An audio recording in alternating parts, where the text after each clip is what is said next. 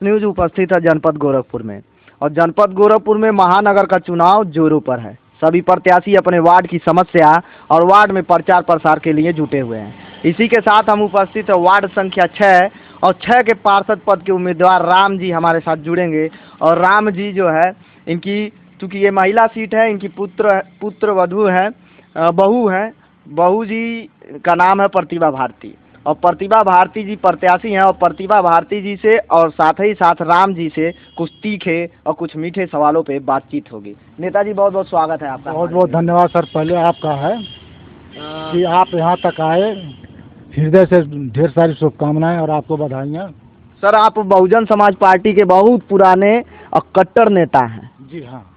तो बहुजन समाज पार्टी पे थोड़ा सा हम शुरुआत करेंगे, बहुजन समाज पार्टी पे ही बातचीत करेंगे। जी सर, देखा गया है कि 3-4 बार सत्ता में रही बहुजन समाज पार्टी लुप्त हो रही है। नैया कहा जा रहा है कि डूब रहा है। और फिर उसी बहुजन समाज पार्टी को लेकर के आप नगर निकाय के चुनाव में आ रहे हैं। आप पुराने विधानसभा के चुनाव में इसका 1 सीट निकाली थी, वर्चस्व तो खत्म हो रहा है, तो क्या कहेंगे इस पे आप? सर, पहला तो ये कहना है कि जो बीएसपी है, बीएसपी जो है एक पार्टी ही नहीं, मिशन है जी। और ये मिशन जो है बाबा साहब और बुद्ध भगवान का मिशन लेकर चलती है।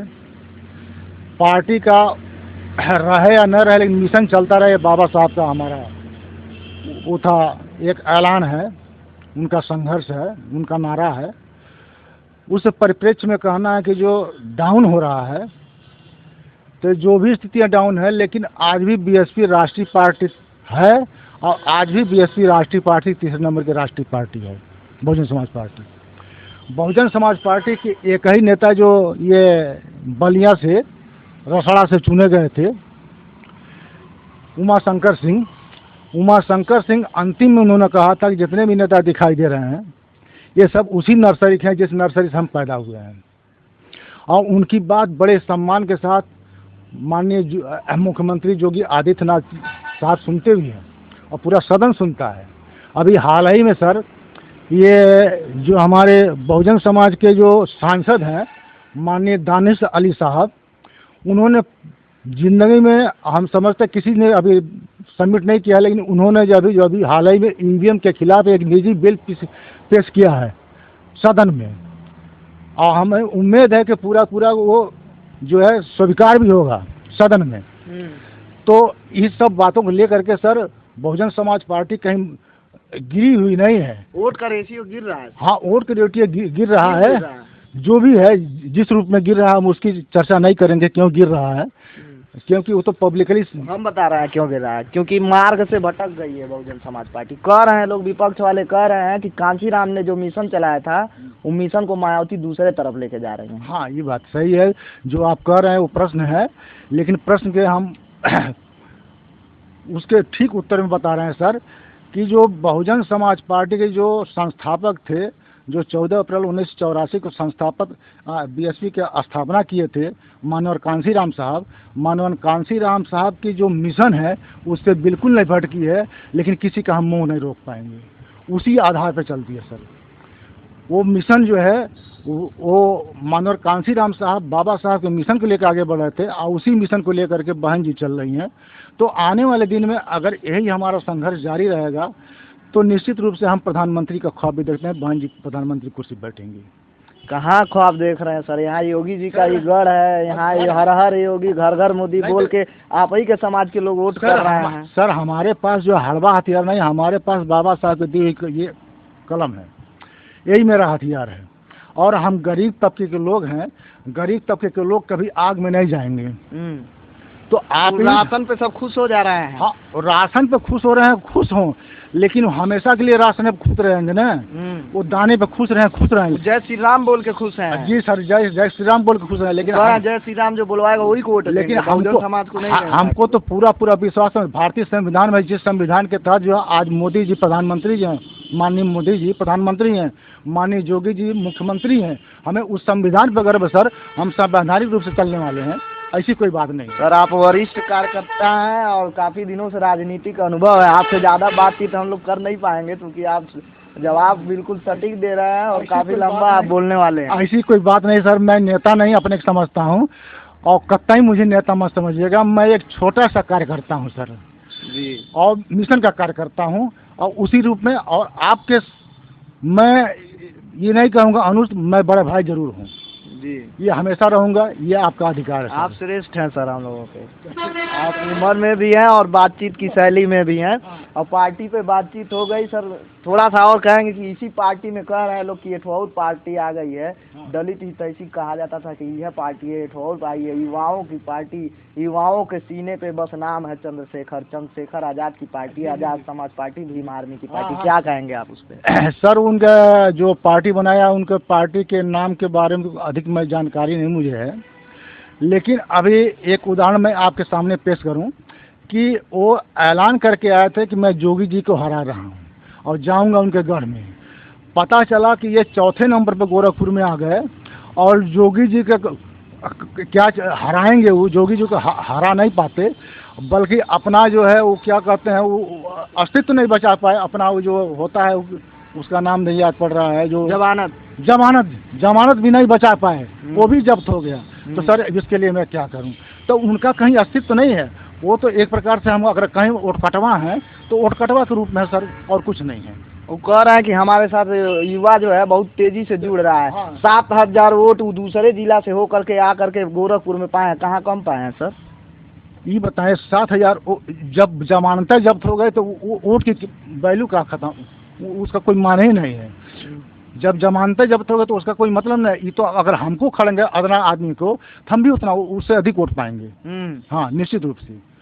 हम जोगी जी, माननीय जोगी जी के खिलाफ अगर हम यहाँ से खड़े हो जाते हैं, हम एक अदना आदमी, वो तो बड़े प्रदेश और देश लेवल के आजाद समाज पार्टी, वो चंद्रशेखर आजाद की पार्टी कार्यकर्ता सर कह रहे हैं कि बसपा अगर वहाँ अपना कैंडिडेट नहीं खड़ा करती, भाई का सीट नहीं, लेकिन बसपा ये नहीं चाहती है, वो बीएसपी अब ब्राह्मण समाज पार्टी, बीएसपी का पूरा नाम ब्राह्मण समाज पार्टी हो गया है। इसके बारे में ये कहूँगा, अगर आप मेरे सामने हैं, आप मेरी बात को आगे बढ़ा रहे हैं, बहुजन समाज की बातों को आगे बढ़ा रहे हैं सर, आप मेरे सरदार हैं, तो इसमें ब्राह्मणवाद या छोटेवाद की कोई कहीं गुंजाइश नहीं है। ये पार्टी ही सर्व समाज के नाम है, सर्व समाज के भला के लिए है, किसी एक के लिए नहीं सर। हाँ, ये यही पार्टी के लोग पुरनका नारा लगाते थे ना, हाँ, तिलक तराजू और तलवार मारो इनको जूते चार। हाँ, उस विषय में ये सर कहना है कि जब वो किसी को अपना हाईलाइट होना है तो किसी गाली दे दो, किसी कुछ कह दो, तो बसपा के लोग लिखते थे ना, बसपा नहीं लिखते थे। वो शुरुआती दौर थी, अभी पार्टी का उभार था, तो उस समय आक्रोश था, लेकिन आज हमारे साथ सभी लोग हैं, हर समाज के लोग हैं। उस समय बहुजन समाज पार्टी थी, आज जो है सर्व समाज की पार्टी है। चलिए सर, पार्टी पे तो बातचीत होती रहेगी, लेकिन आप चूंकि पार्षद पद की उम्मीदवार है आपकी बहू, जी जी, क्या कहेंगे उनको लेकर के? कैसी हैं, बात कर पाएंगी अधिकारियों से?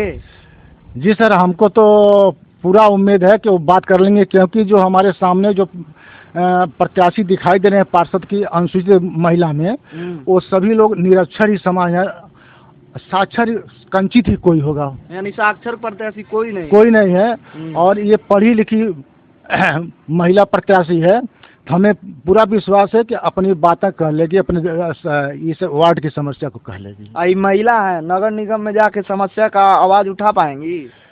इसी नाते तो मैं कह रहा हूँ सर, ये निरक्षर नहीं है, न साक्षर है, बल्कि स्नातक है सर। सर आपके सामने बोर्ड भी पड़ा हुआ है, इसमें कहीं छिपाया नहीं हूँ मैं।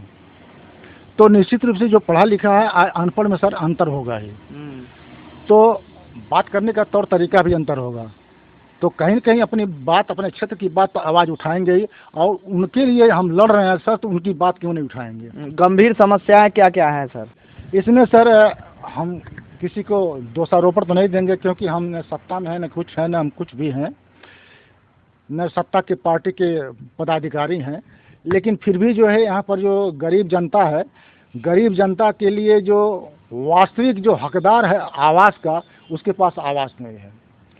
जो वास्तविक जो है वृद्धा है और उसको पेंशन चाहिए, वो जो है साहब वंचित है, बहुत एरे हैं, जिसके बारे में हम मजबूर हैं, कुछ कर नहीं पा रहे हैं। और उसके अलावा भी अभी खोजेंगे तो गांव में कुछ ही लोगों के पास शौचालय होंगे, सबके पास शौचालय नहीं है, अभी सार्वजनिक शौचालय भी नहीं है, सार्वजनिक शौचालय भी नहीं है। ये सब छोटी छोटी समस्याएं, बहुत समस्याएं हैं। बेरोजगारों की बात ही छोड़ दीजिए, जो शिक्षित बेरोजगार हैं उनकी बात छोड़ कर बेरोजगार की कौन पूछता है। उसके अलावा जो है सर, अब जैसे यही है, ये मेन बाईपास रोड पर है, सबसे बड़ी समस्या नाली की समस्या है सर। सबसे बड़ी समस्या नाली की समस्या चलिए है। प्रत्याशी से भी सर बात कर लेते हैं, क्योंकि आप वरिष्ठ कार्यकर्ता नेता तो आप बहुत पुराने हैं सर। नहीं नहीं, बैठे रहिए सर, आप बैठे ही रहिए, ऐसे ही बैठे रहिए, नहीं बैठे ही रहिए आप लोग, ऐसे ही बात हो जाएगी। आप पार्षद पद की उम्मीदवार हैं मैडम, क्या कहेंगी आपके वार्ड में क्या समस्या है जिसपे सर्वप्रथम आप काम करने वाली हैं?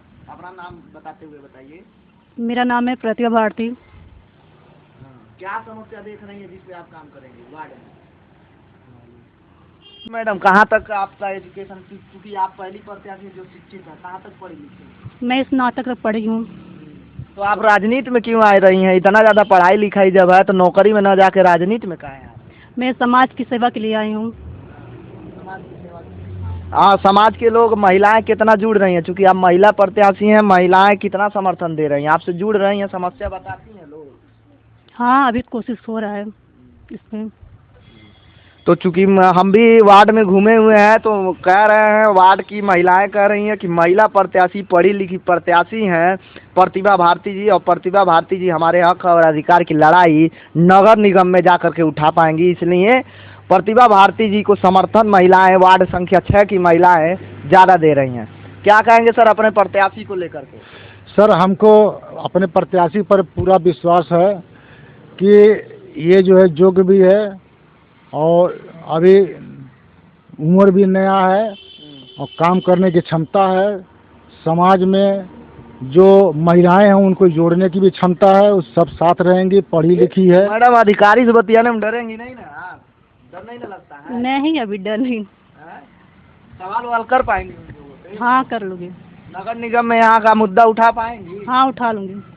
डर नहीं ना लगता? नहीं। अब महिला है, महिलाओं को देखा जाता है कि कहीं पे भी पीछे रखा जाता है, आप क्या कहेंगे महिलाओं? नहीं, ऐसा तो नहीं है। कहाँ महिलाएं, आजकल महिलाएं कहाँ पीछे हैं? हर क्षेत्र में है, राजनीति में आना चाहिए महिला। राजनीति में महिलाएं हर जगह आगे हैं। सही है कि महिलाओं को भागीदारी नहीं मिल पाती है, समय नहीं मिल पाता, लेकिन जहाँ पे भी समय मिल जाता है महिलाएं बढ़ चढ़कर अपना दम दिखाती हैं कि महिला, स्त्री, लड़की किसी से भी, किसी पुरुष से पीछे नहीं है। यहाँ पे भी देखने को मिला प्रतिभा भारती जी अपने वार्ड में घूम रही हैं, वार्ड की समस्याओं को लेकर के लड़ाई लड़ रही हैं। क्या कहेंगे भैया प्रत्याशी जी के लिए? ये हक अधिकार की लड़ाई लड़ पाएंगी? एकदम। और लोग विश्वास कर रहे हैं इनके पे? क्यों नहीं करना पड़ेगा, क्योंकि जो भी भूमिकाएं अभी तक रही हैं सरकार की, सब लोग लगभग ना के बराबर खुश हैं। पहले जैसे प्रत्याशियों जैसे इहो जीते हैं भाग जाए, फोनवा न लगे तो दुनिया विश्वास पे चलती है, एक बार विश्वास तो करे जनता। जनता कहती है कि जीतने से पहले सब ऐसे बतियाते हैं और जीत जाने के बाद मोबाइल नहीं लगता है, नंबर नहीं लगता है। आप लोगों का लगेगा ना? सर, मेरा नंबर तो 24 घंटा खुला है। अब आपने ही फ़ोन किया था, कहीं से किया था मैंने नहीं मालूम, क्या आपका फ़ोन उठा नहीं? वो जीतने के पहले का बात है सर, जीतने के बाद। ये सेव नहीं है, फिर भी उठा था। फिर भी उठा था। तो मेरा आज से नहीं, मैं बहुत दिनों से कार्य करता हूँ, समाज सेवक हूँ, इसलिए मेरा मोबाइल 24 घंटा खुला रहता है।